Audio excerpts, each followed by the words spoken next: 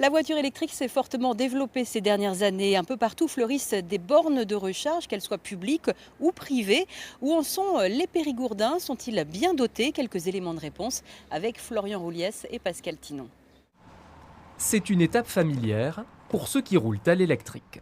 La recharge de la batterie est simple, à condition d'avoir une borne à proximité.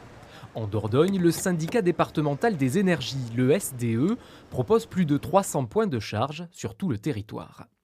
La majorité des bornes proposées par le SDE en Dordogne sont des bornes à recharge lente. Si ma voiture est à 30% de batterie et que je veux monter à 80%, il faudra compter 3h30.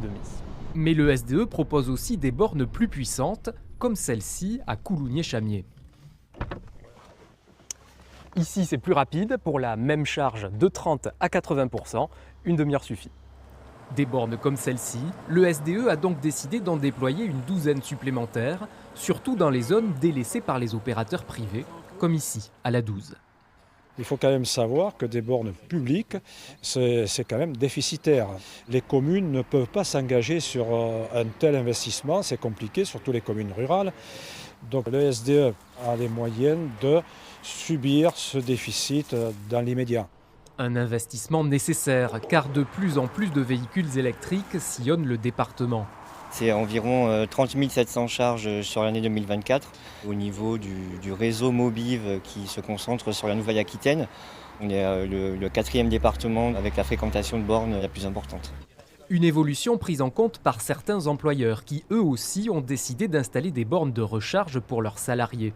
C'est le cas de la fromagerie Fromarsac, qui offre depuis l'hiver dernier la possibilité à ses employés de recharger à prix coûtant sur les horaires de travail. C'est l'accessibilité qu'on cherche. Il y a des collaborateurs qui m'ont confié le fait d'avoir changé de véhicule et du fait d'avoir des bornes sur leur lieu de travail, ont basculé vers des véhicules électriques. Une multiplication des possibilités de recharge qui accompagne une évolution du parc automobile, y compris loin des grandes métropoles.